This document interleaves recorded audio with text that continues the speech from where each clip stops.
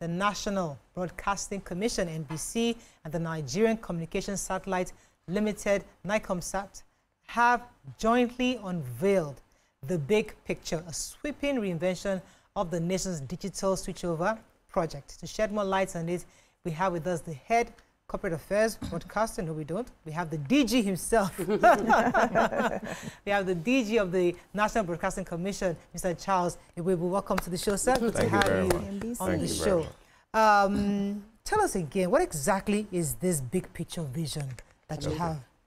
Okay, in a nutshell, it's basically a shift from the terrestrial broadcast of the DSO, digital switchover, to a satellite-focused initiative to be able to cover the country all at once, with several innovations on the back of it. That's what the big picture is about. So instead of individual switching? Yeah, no, instead of you having terrestrial towers all over, which takes time, takes a lot of resources, you know, funding and all of that, with timelines, you have the digital switchover with satellite, which covers the country from day one. So that's what it's about. DSO is not a new word. Yes, we've been hearing there's going to be a digital switchover. There was a time Mariah came back with so much excitement.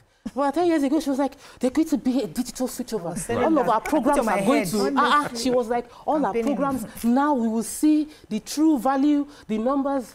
So it feels like, okay, another move is coming, but we seem to be hearing the same thing. Now, the big picture sounds interesting, but for those that have been eagerly awaiting the ability to freely use the digital platform to push their content, what is the timeline they're looking at to start seeing this opportunity materialize? Because many of them have waited for a very long time. Okay. So, you know, let me start from this point. There were a lot of systemic challenges, you know.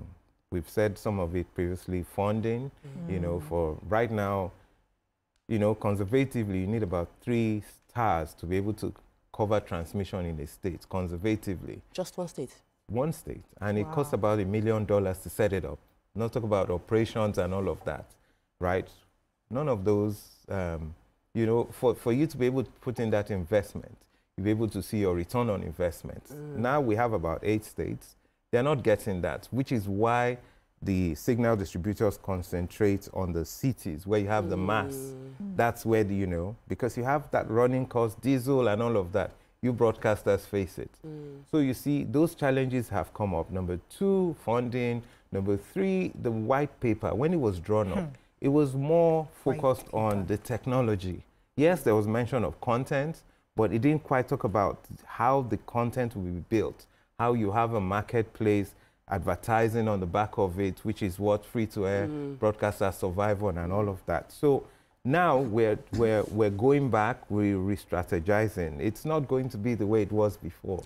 You know, in talking about the big picture, if I can just give an example, with us partnering with NIGCOMSAT, which is Nigeria for Nigeria, what we're doing is that we're putting up all the channels on satellite.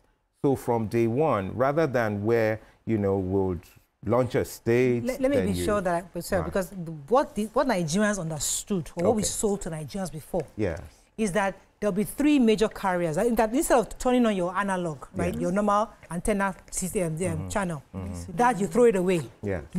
Now everybody will now have to buy a decoder, right? That is now regionalized. So maybe one is for southwest, one is for northeast, whatever it is, or 3, or anyway. I'm just saying 3 major decoders you buy. Now, with your cable, with your DSTV, with your GoTV, everything will be on that same box. You now subscribe. That's you switching over. Now, you're saying that that is no longer necessary because we're now switching us over from the satellite. Is that what you're saying? Okay. How does that play out? Let me explain the technology aspect of it. So, you're right. With digital terrestrial broadcast, right, what you have is that you need a decoder, the structure the way it is, to be able to have access to those channels in a nutshell. What we're introducing now is that we're going by way of satellite first. We're covering the entire country, like I said. Now we're going to open up the signal. So even if you do not have those decoders, you're going to have access. You're going to have, so we're pitching that in the next 3 to 4 months, you're going to have 100+ channels. Gotcha. All our channels that talks about our culture, education, general entertainment, we'll bring in sports, everything will be carried there all at once. Okay. So let me also make it clearer. And then, sorry, just before you ask. So when we open it up, you don't just need those decoders which we have sold. Okay. If you have existing decoders which are not locked to signals, you will receive it. Oh, we're also coming out with the DSO app. So even on your laptops, on your phone, you would still have access. So it's going to be both IP-based and DTH-based. So whether you buy a decoder or not, you have access. You have access. So I can plug my television straight, and then I have access. Now, when you for your television, you know, if you have a TV that has a satellite tuner in it, some of those TVs have it. Then it goes. Now, if you also have an IP-based TV, you would also have access to those signals. So let me ask you this question. How does this benefit content creators? Okay. So, you know, first, in opening up this, we need to build the ecosystem for the creatives to be able to showcase. One, to be able to have visibility, to be able to distribute, and then to monetize. So part of the initiatives, which is what you asked me that we're bringing into place, we're going to put in the audience measurement. First, before going into audience measurement, we're going to give you wide viewership. Now it's not restricted to, we're distributed about 1 million+ decoders, but now it's everyone is going to have access, right? We have about people who have about 10 million+ decoders, which are in the country. I don't want to mention names of those brands, but you could just, all you need to do is align your dish, put on your decoders, and you're viewing it. Then you're going to have it on IP. You're going to have access on your phone, your laptops, your smart TVs. So it's going to give visibility to the creatives, right? Then we're going to introduce audience measurements, you know. Then we're also going to use, the president has been gracious to give us funding. We're going to pay for a call center to have people, you know, we're going to have publicity, marketing. There's going to be massive on all media platforms, you know, traditional media platforms, digital platforms. People are going to understand what DSO means in a nutshell, unlike what it was before.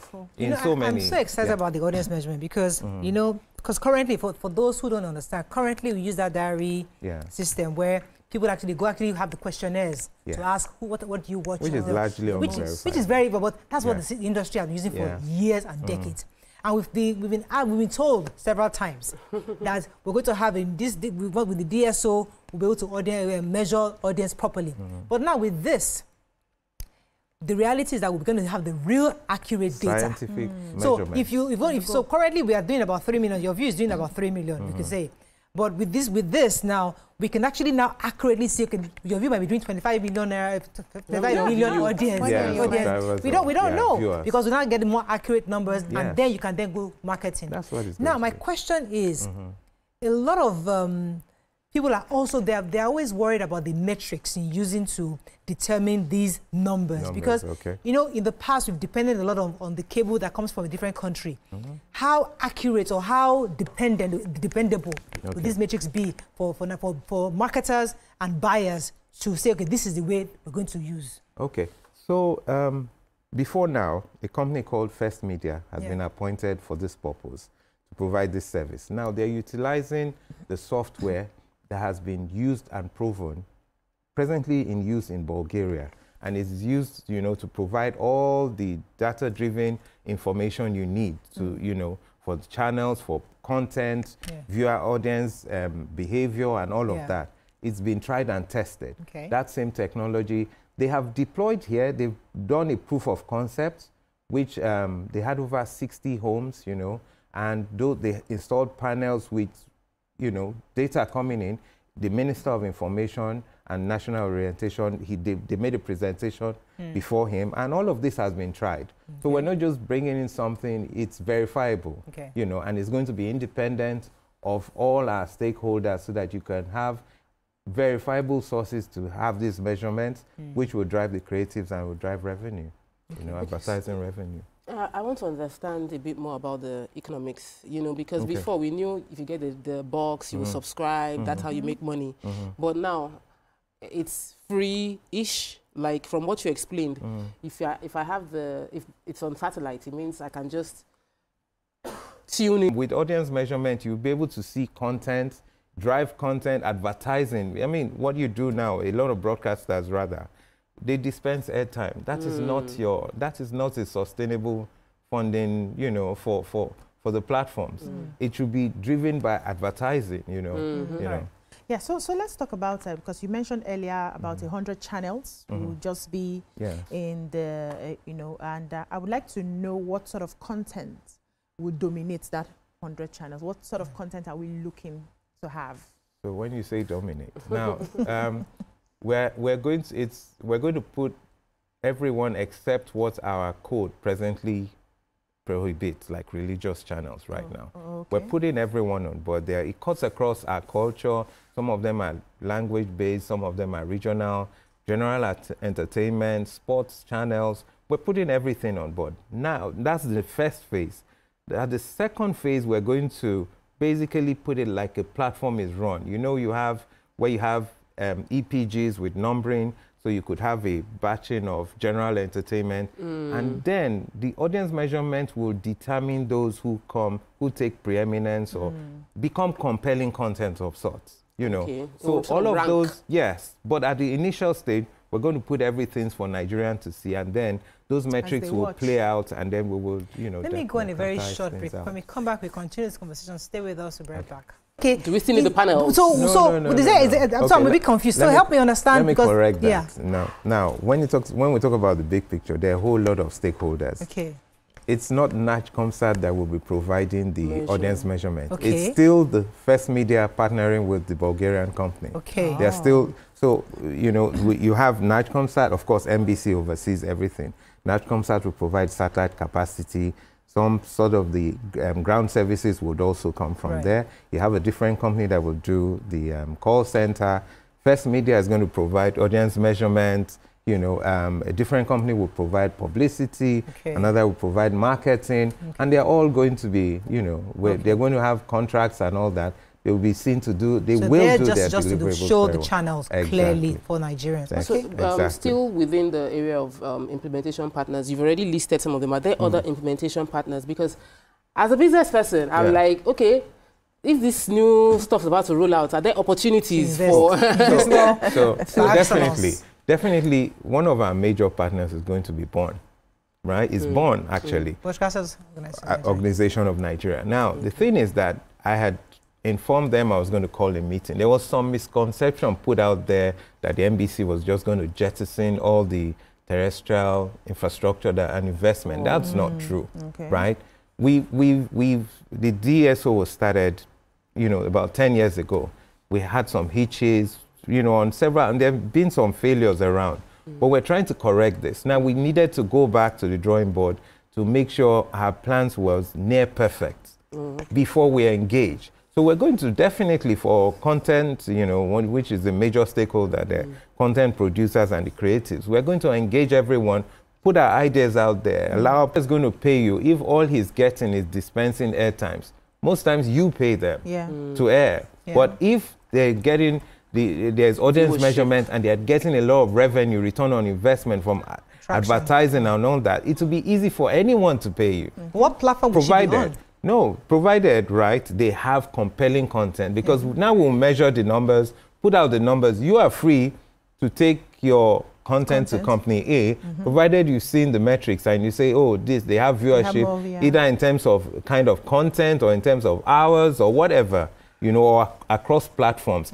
content that, you know, people watch, whether it's on TV, on the internet, or all of that. You then have greater choice, because then you can monetize. You're in a better position. That's what we're doing. And they say this in developed countries, all these other countries where a show doing well gets more payment, because you can see the ratings. And a show that doesn't do well, they can cut it off because they realize that it's just in a way like football relegation. You're either in the first division or...